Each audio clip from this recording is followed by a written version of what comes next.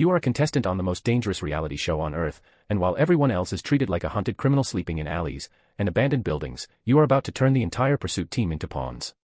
This show is called Global Wanted, a worldwide phenomenon funded by the 10 largest financial syndicates on the planet, with a prize pool of $100 billion. The rules are simple and brutal.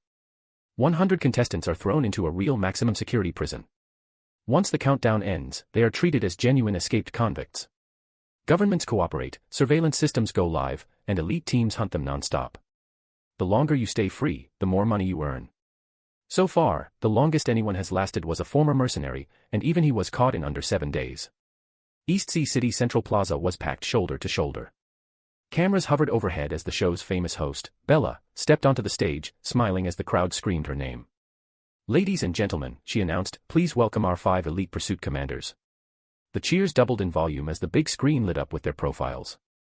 Officer Miller, a legendary retired police inspector known for cracking impossible cases. Arthur Chen, the country's top private investigator, famous for never losing a target. Captain Steele, a former Special Forces commander who had led missions across 4 continents. Kevin Lee, a world-class white-hat hacker who could break into systems governments swore were unbreakable. Professor Sarah Vance, a renowned criminal psychologist from the nation's top university. Online comments exploded instantly. "This lineup is insane," one viewer wrote. "They're trying to end the show on day 1. You stood quietly among the 100 contestants, all dressed in identical prison uniforms, when a digital voice suddenly echoed inside your mind. Ding! God-tier fugitive system loaded successfully. Your heart skipped. A system. You barely had time to think before it continued. Host confirmed.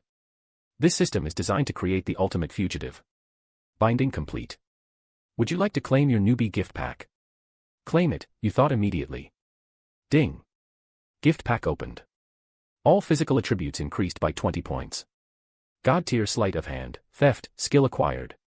A transparent status panel flashed before your eyes. Your IQ now read 184, far beyond normal genius level. Your strength, speed, and reflexes were on par with professional athletes. You also noticed a system store, locked behind something called popularity points, which could only be earned by impressing viewers watching the global livestream. Then a new announcement echoed through the prison loudspeakers. Anyone who escaped within the first 24 hours would receive a special rating, 1 to 5 stars, with rewards starting at $1 million. Ding.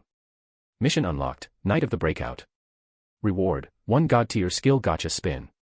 Contestant number 100, Leo Su, Bella's voice rang out through the cameras, "Are you ready?" You stepped forward. The pursuit commanders glanced at you briefly. "He's young," Captain Steele said calmly. "Looks like a college kid chasing fame." Bella turned back to the cameras, her tone playful. "Contestants, you're about to enter the first stage, the Night of the Breakout. And a little secret for our viewers: one of these 100 fugitives is a world-class professional escape artist." The internet lost its mind. A real pro hidden among them. Viewership spiked instantly. You were transported to East Sea Prison and locked into the final cell at the end of the block. As the guard escorted you in, you brushed past him casually. With the God-tier theft skill, your fingers moved without thought, lifting 2 master keys straight from his belt. He never noticed. Why would he? He thought you were already trapped. Once alone, you sat on the narrow cot and closed your eyes. With your enhanced intelligence, the walk from the intake gate replayed perfectly in your mind. Camera positions. Hallway angles. Guard schedules. Emergency routes. The entire prison unfolded like a blueprint. Tonight, you thought, East Sea City is getting its first thunderstorm of the year. Perfect. As night fell, rain hammered the prison grounds and thunder rolled overhead. Back in the studio, Bella asked the pursuit commanders if the storm would help the fugitives. "No," Captain Steele said confidently. "Thunder causes stress, and rain makes movement dangerous. It only makes escape harder." Only Professor Vance frowned slightly, saying nothing. Inside your cell, you stood and pressed your hand through the narrow window, letting rain soak your fingers. You walked to the door and flicked the water outward with precise control. Droplets splashed across the hallway camera lens, smearing the image just enough to distort it. One blurry camera feed among hundreds wouldn't raise alarms, especially during a storm. You slid the key into the lock. Before turning it, you glanced across the hall. Another contestant was clawing at his window bars, straining with all his strength. So that's the professional, you thought, amused. Trying to break reinforced concrete with bare hands. He'd clearly forgotten how solid domestic prisons were. You turned the key. The lock opened without a sound. On the global livestream, viewers were chatting lazily when Cell 100's camera flickered. The chat froze. Tens of millions watched in stunned silence as you calmly pulled open the heavy steel door and walked into the hallway like you belonged there. The moment your foot crossed the threshold of Cell 100, the control room alarms stayed silent. No flashing red lights. No guards rushing in. Just rain, thunder, and a hallway that belonged to you for the next few seconds. The live stream delay was only 3 seconds, but it felt like an eternity. Viewers around the world leaned closer to their screens as you closed the cell door behind you and locked it again from the outside, casually pocketing the key. Anyone glancing at the monitor would still see an occupied cell. You walked barefoot down the hallway, steps perfectly timed between thunderclaps. Cameras blinked overhead, but every movement you made hugged their blind spots. Your mind wasn't racing. It was calm, calculating, almost bored. Back at the studio, Kevin Lee frowned at his screen. "That camera in D-block is acting strange," he muttered. "It's rain interference," Officer Miller replied. "Analog lens distortion. Normal during storms." Kevin nodded but didn't look convinced. You reached the end of the block and paused near the utility door. A guard stood under the awning outside, smoking to escape the rain. You slipped behind him, lifted his access card, and tapped him gently on the shoulder. "Hey." Before he could finish the word, you twisted, locking his arm and lowering him to the ground. He never hit the floor hard enough to make noise.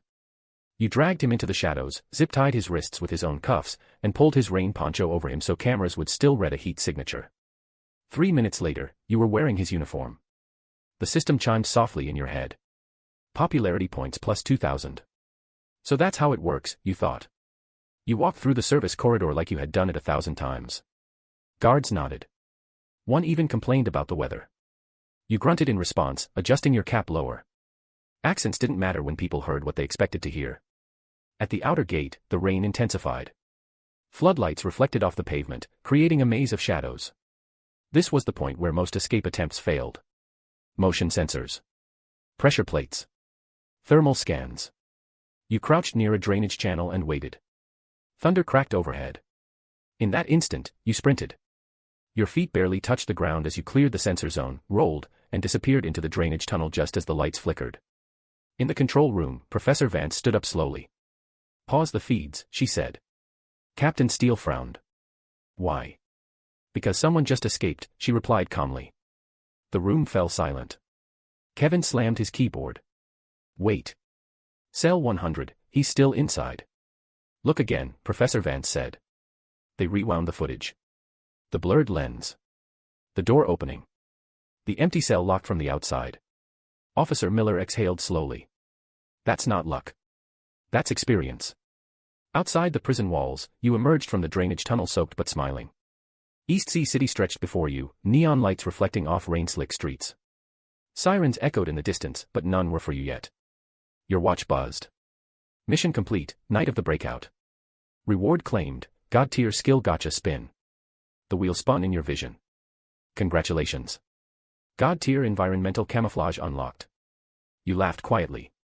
Within minutes, Global Wanted announced the impossible. A contestant had escaped within the first hour. Social media detonated. Clips replayed endlessly. Memes appeared faster than analysts could explain what happened. Your rating appeared on screen. 5 stars. The pursuit commanders were deployed immediately. Drones took to the skies. Checkpoints activated across the city. Kevin Lee began tracking phone pings and traffic cameras. "You won't outrun data," he said confidently.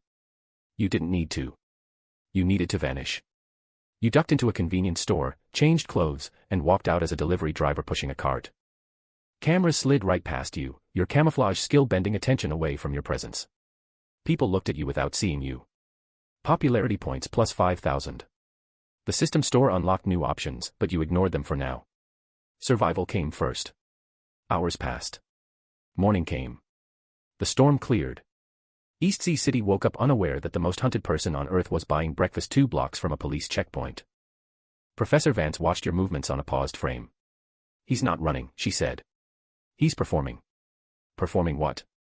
Captain Steele asked. "A story," she replied. "And the audience loves him." By noon, you boarded a long-distance bus using a stolen ID you altered in under a minute. Kevin traced the purchase within seconds.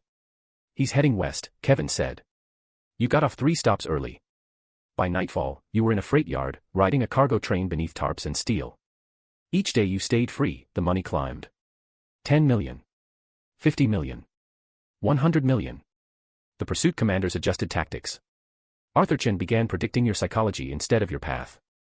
Officer Miller focused on human error. Kevin widened his net. Still, you slipped through.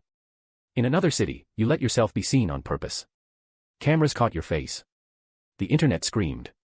The pursuit teams rushed in. But it was a decoy. The real you was already gone.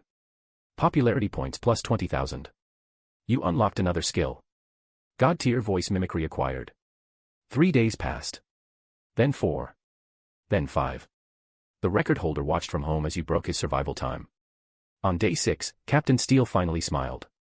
Good. Now it's a hunt. They closed in. Border controls tightened. Satellites focused. Every move you made felt heavier. On day 7, you made a mistake. A small one. A camera caught your reflection in glass. Kevin leaned forward. Got him. They surrounded the district. Helicopters hovered. Loudspeakers blared. Leo Su, Bella's voice echoed live across the city. This is incredible. Any words for the audience? You stepped into the open, rain starting again like fate repeating itself. You looked straight at the camera and smiled. This was never about running, you said calmly. It's about proving who controls the game. Then you turned and disappeared into the crowd one last time. The feed cut. The world held its breath. And somewhere in your mind, the system chimed softly again, already preparing the next mission. The city swallowed you whole. The crowd closed behind you, umbrellas brushing shoulders, footsteps blending together. Helicopters hovered above, but the rain blurred everything into streaks of light and shadow. To the world, it looked like you had vanished by luck. In reality, every step was planned 3 moves ahead. Kevin Lee stared at his screens as the signal vanished. No GPS. No facial lock. It's like he dissolved. He didn't dissolve, Arthur Chin said calmly. He redirected attention. Professor Vance nodded. That smile wasn't confidence. It was control. The Global Wanted app exploded. Viewership shattered records. Clips of your escape replayed non-stop. People stopped calling you a contestant and started calling you a legend. And legends earned points. Popularity points plus 50,000. The system store fully unlocked. Skills, identities, tools, even temporary safe zones appeared in your vision. You ignored most of them. Buying power too early made patterns, and patterns got people caught. You slipped into a subway station, walked past 3 armed officers, and boarded a train seconds before the doors closed. Inside, you leaned against a pole and slowed your breathing. This wasn't about adrenaline. This was about patience. Across the city, the pursuit commanders regrouped. He's not leaving East Sea, Officer Miller said. He wants us watching. Captain Steele crossed his arms. Or he wants us tired. Bella adjusted her earpiece, listening to producers scream about ratings. Viewers are voting, she said. They want more interaction. They want pressure. Then give it to him, Steele replied. That night, Global Wanted announced a twist. Any civilian who provided confirmed information leading to your capture would receive $1 million. The city turned dangerous instantly. You felt it in the way people stared longer. In the way phones angled toward you just a little too obviously. You didn't panic. You adapted. You shaved your head in a public restroom, switched jackets with a street performer, and walked out carrying a guitar case you didn't know how to play. God-tier environmental camouflage active. People looked straight at you and forgot what they saw. By dawn, you were in a homeless shelter 3 blocks from police headquarters, eating oatmeal and listening to officers talk openly about the hunt. He's arrogant, one of them said. You smiled into your spoon. By day 8, the prize pool attached to you alone had passed $3 billion. Sponsors called. Governments pressured the show. People demanded harsher measures. So Global Wanted escalated again. They released another fugitive early. A former intelligence operative known for disappearing overseas. The idea was simple. Force chaos. Force mistakes. You watched his escape on a public TV inside a bar. He was fast, aggressive, loud. Everything you weren't. He won't last, you murmured. He didn't. He was caught in 12 hours. That night, the system updated. New global event activated, urban collapse mode. Transportation limited. Financial monitoring increased. Surveillance density doubled. East Sea City became a cage. Kevin Lee finally broke into something useful. I don't know who he is, he said, but he understands systems better than people. Arthur Chin leaned back. Then stop hunting the men. Hunt the audience. They changed strategy.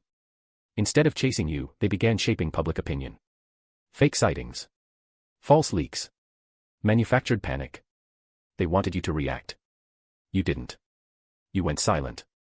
For 3 full days. There was nothing. No footage. No hints. No sightings. Ratings dipped. On the 4th day, you reappeared. Live. You hijacked a broadcast inside a shopping mall using nothing but a borrowed phone and Kevin Lee's own network blind spot. Relax, you said calmly to millions watching. I'm still playing. Then the feed cut. Popularity points plus 100,000. The system rewarded you with something special. God-tier predictive modeling unlocked.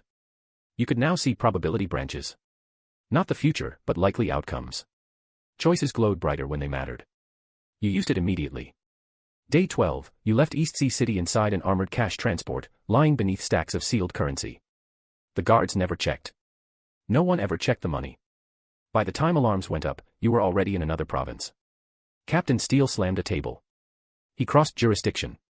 That means permission delays. Which means time, Officer Miller added quietly. Time was everything. Days turned into weeks. You moved through cities like a rumor. Sometimes you let yourself be seen. Sometimes you didn't. Each appearance was deliberate. Each disappearance was cleaner than the last. You learned the pursuit commander's habits. Kevin searched patterns. Miller trusted instinct. Chen trusted motives. Steele trusted force. Vance trusted silence. So you stayed loud when they expected quiet, and quiet when they expected noise. On day 21, Global Wanted announced another twist. If you survived 30 days, the show would enter Phase 2. No one had ever reached Phase 2. The public turned obsessed. Kids dressed like you for Halloween. Strangers debated your next move like sports fans. You slept on rooftops, trains, and once inside an unfinished skyscraper where wind howled through exposed beams. The system chimed one night. Warning, psychological fatigue detected. You laughed. Nice try. But it wasn't wrong. On day 27, you slipped. Just a little. A waitress remembered your voice. Kevin caught the echo. They converged fast. Too fast. You ran. For the first time, you actually ran. Your lungs burned. Sirens closed in. Helicopters boxed you from above. Captain Steele took command in the field. He's cornered. Professor Vance whispered, no. He planned this. You dove into a river as spotlights blinded the night. Cold punched your chest. The current dragged you under. The world went silent. Minutes passed. The feed showed nothing but ripples. They declared you missing. Not caught. Not escaped. Missing. The city exhaled. Then the system chimed. Phase 2 unlocked. You surfaced miles downstream, clinging to driftwood, laughing like a madman under the stars. Phase 2 meant no cities. No crowds. No easy cover. It meant borders. Wilderness, oceans. And it meant the pursuit commanders were no longer restricted. This wasn't a show anymore. This was war. And somewhere far above, Bella looked into the camera, voice steady but eyes burning with excitement. Ladies and gentlemen, Global Wanted has entered uncharted territory. Leo Sue is still free. You dragged yourself onto the riverbank, soaked, exhausted, alive. You looked up at the dark sky and whispered, let's keep going. You lay on the riverbank for a long time, chest rising and falling, letting the cold drain out of your bones. Phase 2 had begun, and the system made sure you understood what that meant. No more safe urban blind spots. No more blending into crowds. From now on, the world itself was the playing field. Forests, highways, borders, oceans. Every move mattered more than ever. At sunrise, you moved. You stripped off the soaked clothes, buried them beneath wet leaves, and followed the river upstream barefoot to erase the direction of travel. 2 hours later, you reached a maintenance road and stole a bicycle from an unlocked shed. The owner would blame the storm. By the time the pursuit commanders confirmed you had survived the river, you were already gone. He let us think he drowned, Officer Miller said quietly. That buys sympathy. And time. And it resets the story, Professor Vance added. People root harder when they think the hero almost died. She was right. When the show announced your survival, the reaction was explosive. Viewership spiked again. Donations poured in.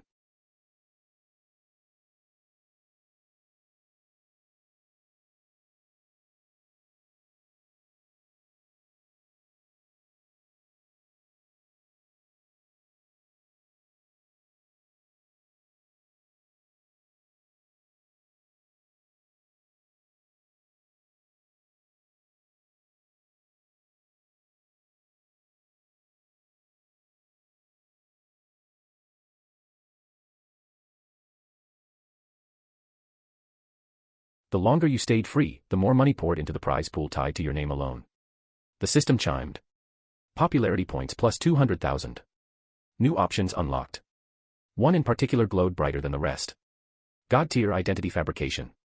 You selected it. The world shifted. Documents, records, digital footprints assembled themselves in your mind like puzzle pieces snapping into place. A new person existed now, complete with history, education, travel logs, and financial records. Not a disguise. A life. You became Daniel Reed. Daniel Reed owned a fishing boat.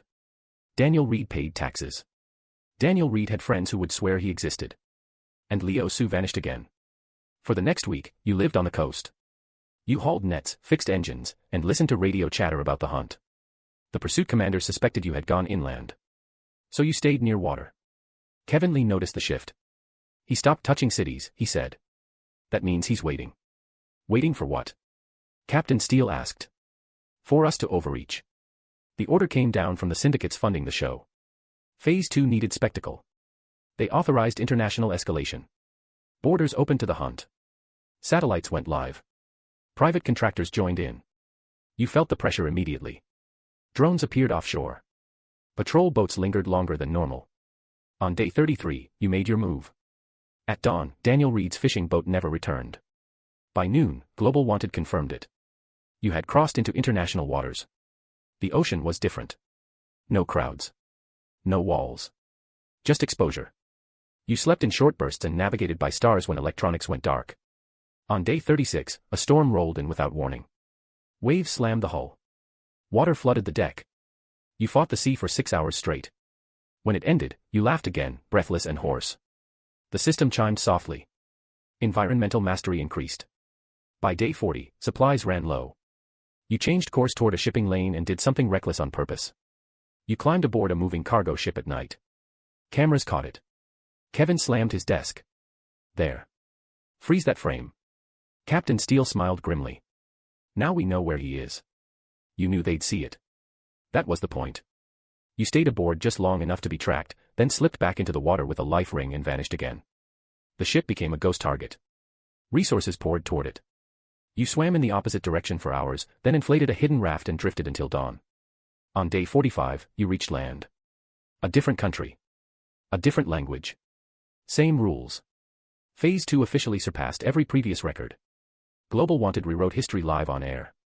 Leo Sue is now the longest surviving fugitive in the show's existence. Arthur Chen watched quietly. He's not reacting anymore. He's shaping us. You traveled through rural towns, farms, back roads. You avoided cameras not by hiding from them, but by understanding who checked them and when. The system warned you again. Mental strain increasing. You ignored it again. On day 52, the mistake came. Not yours. Theirs. A private contractor moved too fast. Fired too early. You heard the shot before you saw the men. You ran into the woods. This wasn't a chase like before. This was raw. Dogs. Night vision. Live ammo. Captain Steele took field command again. End it clean. You didn't panic. You adapted. You doubled back through a creek, submerged yourself in mud, slowed your heart, and waited. The dogs lost the scent. Hours passed. When you finally moved, you were limping. Exhausted. Human. Professor Vance whispered to herself, he's paying for every day now. By day 60, you were thinner. Slower. Still free. The world argued about you. Some called you a criminal. Others called you a symbol. You stopped watching. On day 68, the system made a final announcement. Final phase approaching. Final phase meant confrontation. Global Wanted announced it publicly. If you survived 72 days, you would be offered a choice. Surrender and claim half the prize. Or continue into final phase, where capture meant nothing and escape meant everything. The world waited. On day 72, you walked into an abandoned radio station and went live on your own terms. I didn't come this far to stop, you said simply. Final phase activated. All restrictions lifted. Captain Steele exhaled. So be it. The hunt became absolute. You moved constantly. Slept minutes at a time. Ate when you could. The system helped, but it couldn't remove pain. On day 80, you collapsed in a barn, shaking with fever. The system was silent. For the first time, you were alone. Footsteps approached. A door creaked. You raised your head, expecting rifles. Instead, Bella stepped inside, unarmed, raincoat dripping. The show had crossed its final line. "You're supposed to be caught," she said softly. You laughed weakly. Still breathing. She met your eyes. "Win, then. Or end it." She turned and walked away. The next morning, you stood up. You weren't done. Day 90 arrived quietly. No announcement. No countdown. Just you, standing on a ridgeline as helicopters searched valleys below. The system chimed one last time. Victory condition near. You smiled, shoulders aching, heart steady. Whatever happened next, you had already changed the game. You stood on the ridgeline as the sun rose, painting the mountains gold. 90 days. No one in the history of Global Wanted had ever come this far. Below you, helicopters cut slow circles through the valleys, their rotors echoing like distant thunder. They were searching harder than ever, but something had changed. The chase no longer felt frantic. It felt inevitable. The system didn't rush you. For the first time since the beginning, it waited. You thought back to the prison cell. The key. The rain. The moment the door opened. Everything after that had been momentum. Choice after choice, each one pushing the world a little further than it was meant to go. Your body was worn down. Your hands were scarred. Your ribs still ached when you breathed too deep. You were not invincible. You were just unwilling to quit. The broadcast cut in without warning. Bella's face appeared on a floating drone screen hovering a few yards away, steady and quiet. There was no dramatic music this time. No shouting crowd. "Leo," she said, using your real name for the first time in weeks. "The pursuit commanders are standing down." You didn't answer. You waited. "The syndicates have voted," she continued. "You've exceeded every contract condition. You've broken every model we had for human endurance, intelligence, and adaptability. Global Wanted is over." The words didn't hit all at once. Over. Captain Steele's voice came through next, calm and unguarded. "We couldn't force you anymore without crossing lines none of us agreed to cross." Officer Miller followed. "You won." Arthur Chen added quietly, "And you did it without becoming what we feared." Kevin Lee sighed, almost laughing. "Next time, I'm writing the system myself." Professor Vance spoke last. "You didn't just survive. You made people question the rules." The drone hovered closer. Bella's voice softened. "The full prize pool has been released. $100 billion. No conditions. No cameras. No pursuit." The screen went dark. The helicopters peeled away one by one. The sound faded. The sky opened. The system chimed gently, not loud this time, not triumphant. "Final mission complete. System disengaging. Good luck, Leo Su." The interface vanished. No panels. No alerts. No skills. Just silence. You stood there for a long time, letting it sink in. For the first time since the beginning, there was no next move to plan. No chase to anticipate. No audience to perform for. You walked down the mountain at your own pace. No hiding. No running. Just walking. Weeks later, the world was still arguing about what you had done. Was it a game? A social experiment? A warning? Schools studied it. Governments rewrote policies because of it. People argued whether Global Wanted should ever exist again. You didn't watch any of it. You bought a quiet house near the water. Not a mansion. Just enough space to breathe. You learned how to fish for real this time. You slept full nights. You healed. Sometimes people recognized you. Most didn't. And that was fine. One evening, as the sun set over the horizon, you stood barefoot on the shore and smiled. You hadn't escaped the world. You had beaten it at its own game. And for the first time, you were finally free.